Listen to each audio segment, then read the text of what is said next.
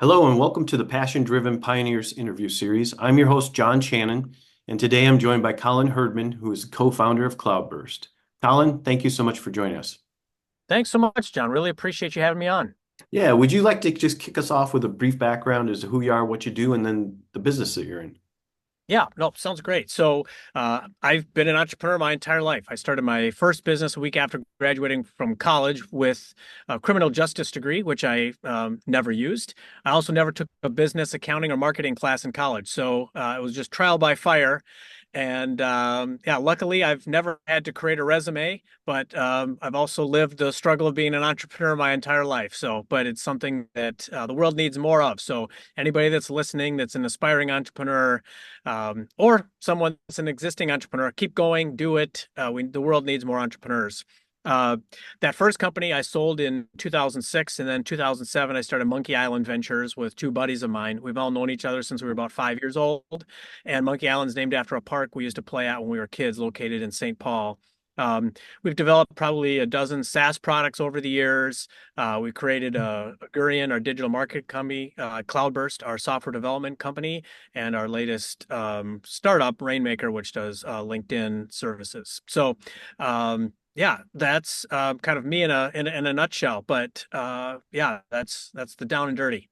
So talk to us about what Cloudburst kind of does, right? Because I Yeah. know a little bit, just having done a little bit of research. And then Yep. tell us, Yeah. what was that spark that led you to kind of come up with that concept? Yeah, no, it's a great question. Josh, Zach, and I are all non-technical entrepreneurs, meaning, we're not the ones that are laying down the code. So as we have built various SaaS products over the years, we always had to hire a software developer or a software development team. We used offshore, nearshore, local teams with varying levels of success over the years. At one point, we we're just like, we really need to create a software development company that's the kind of company we wished we always had as non-technical entrepreneurs. And so Zach, my business partner, took the lead on that as CEO and really has been the one that's been the visionary behind, building out Cloudburst. I say that, we've certainly gone through some changes over the last couple of years, really as the advent of low code, no code, and AI tools have really taken off, where we are now focusing much more on helping our clients build out very fast, quick, functional MVPs using these technologies in ways that allows them to really see the benefit of trying to get product market fit as soon as they can. So the spark really behind it all, like I said, was trying to build a software development company that we wish we always had as non-technical entrepreneurs. Yeah, that sounds like just a great little niche in the market out there. I'm Hmm. sure lots of people have great ideas about solving a problem, right? But not Yeah. the technical competencies to be able to do it. So, Yeah, right. And there's just so many tools, and there's so much change happening in that space that really what you want is to hone in and on, fixing a problem, assisting in someone resolve a pain. I mean, that's really what businesses are there to do. And approaching software with that as kind of your North Star is the best way to do it, because we've seen plenty of times where people come in with an idea, they want to build software around that idea. The software gets built and there's just no market there. There's just no way that you're going to be able to build a business off of that software, which is a very frustrating spot to be in. I mean, Josh, Zach, and I have been there before ourselves, where we thought we understood a problem. We built the software. We go to the market, and there's just isn't a market for what you thought there was. With the advent of these new technologies, we're able to scale for much less cost and quickly understand if there's a market or not for the product. so, as you said, you've started up a number of different companies. Talk to us about what it's like in the first few years of a startup. Where do you Mhm. really need to be focused on to get your business up and get it going and successful? Yeah. So, I think the number one thing is proving out that the market wants what you have. One example is just building out your solution, it doesn't, because you have a software product, it doesn't mean that you have to sell it as a SaaS or that you have to sell it as a standalone product. One of the things that you could do is offer services when your product is assisting you in delivering those services. So, for example, the Rainmaker company that we started that in February of this year, where we're really automating best practices on LinkedIn. And we're offering that as like a white glove SaaS. So my clients interact with me. They don't interact with our software or our processes in the back end. So it's very kind of rudimentary in that way, but I'm actually solving a pain. I'm helping my clients grow their network leads and sales on LinkedIn, and I'm able to generate revenue. And I think that's the number one thing that as a bootstrapped entrepreneur that you need to start focusing in on is standing up your business as soon as you can. And that might be, some fairly rudimentary software in the back end that you're doing, standing it up as a service, getting out there and talking to prospects and starting to generate revenue as soon as you can. You want to start proving the model. And one of the things that they say is, you want to feel uncomfortable launching, right? Don't wait until you feel like your software is perfect. Don't wait until you feel like your business model is perfect. If you're really solving a pain, your audience won't care. As long as you're trustworthy and, you have a believable enough story around, your business and how you solve problems, people will pay you to help you do that. So thinking about your software, you can also think about scaling a service that utilizes that software initially. And then as your company grows, then you can add in a lot more sophistication into the product that maybe your clients will start to interact with directly. So I ask a lot of times about work-life balance as an entrepreneur. Mm-hmm. And I ask about, well, what are some of the things that you do to try to maintain that work-life balance? I've had people tell me there is no work-life balance, but what are some of the things that you do to try to make sure you've got some level of work-life balance? Yeah, yeah. I think, there's two ways that I think about work-life balance. One is what's going on in your head, and the other is like what's going on around you physically, right? So you can be, physically in the same room with your kids or your family and not be present in your head, right? So I think that work-life balance, you need to work on both. So from, a mindset perspective, it really is about being, mindful. It's about being present. It's about, putting things in context. It's about being transparent, with yourself and, with family and friends about, what your availability might look like in the coming day, week, month.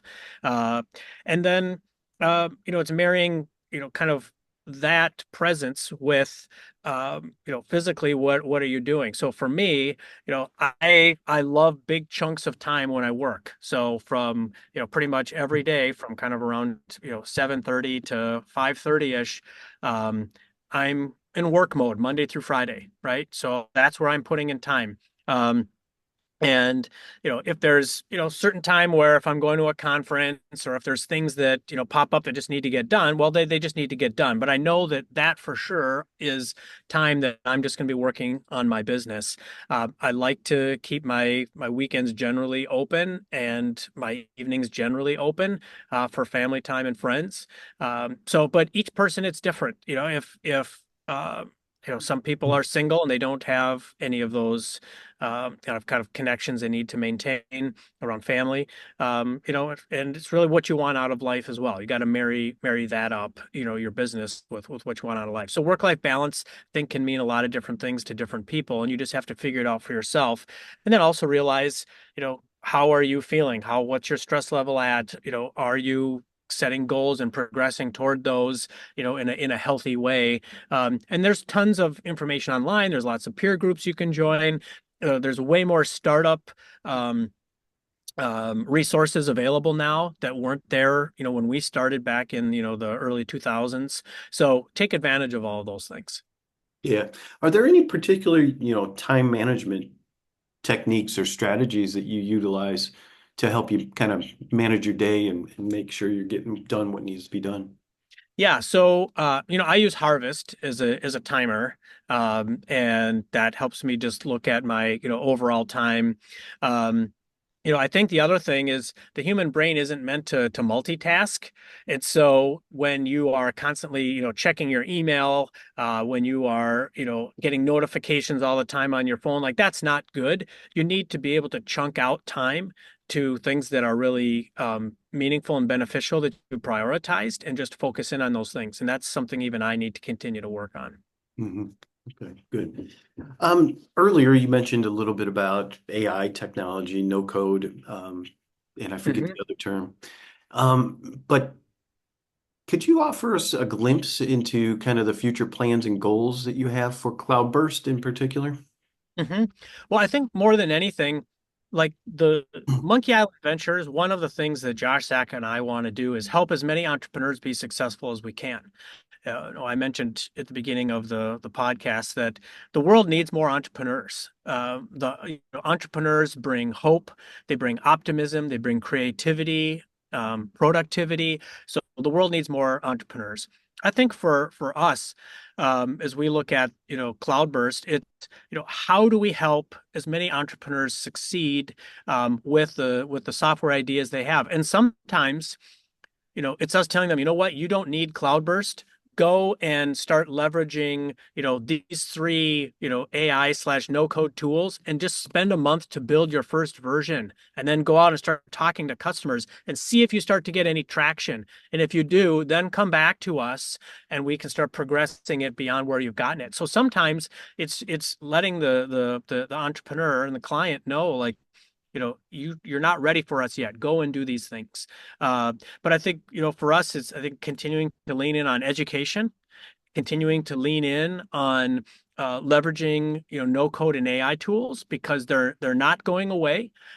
You need to lean into those tools and take advantage of those tools because what we're going to see is really, I think, an explosion of small, discrete software products that are getting built through these different tools. So, as you and I talked about before we went on, we have like a no code coffee that we do once a month, here in the Twin Cities.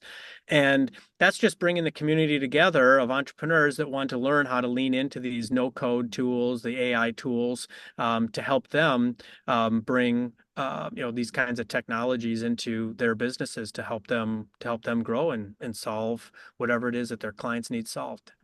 Yeah, that sounds good. So I'm gonna, knowing that this show, right, this show's kind of targeted towards people that are going to probably be in their first few years of business or maybe even thinking about starting up a business. Do you have Yeah. any final thoughts or words of advice you'd like to share with our audience today? Yeah, I do. So one is, uh, decide if you want any co-founders with you. It's a lonely being at the top. I've been more of a solopreneur, and that can be really hard when all the decisions, fall on you. I also enjoy the ups and downs of sharing that experience with my two business partners and best friends, Josh and Zach. So, um, and even the three of us. Have always put our friendship ahead of business and money, and that's what allowed us to, I think, have such a great business and friendship through all of it. We even came up with the 5 F's, which are freedom, finances, friendship, family, and fun.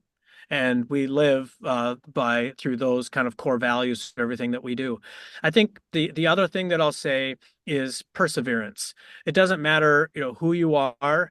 You are going to struggle. It's going to be hard, and you have to just keep going. You have to keep pushing. You have to keep standing up when you get knocked down, because it's not easy for anybody. But just know that the rewards are great. When you look back on your life and see, what you've accomplished as an entrepreneur, you're going to be proud of yourself and what you've done. And so I would just say, keep going. Persevere. You can do this. And I would just encourage everyone that's listening to keep going down that entrepreneurial path. Yeah, thank you. Listen, that was great. So thank you so much for your time today, Colin. Thanks so much for having me, John. Really appreciate it. Yeah, no, I appreciate having you on the show. You're very interesting, lots of different businesses, and so I really enjoyed it. So thanks that. And for everyone watching, I look forward to seeing you in our next episode.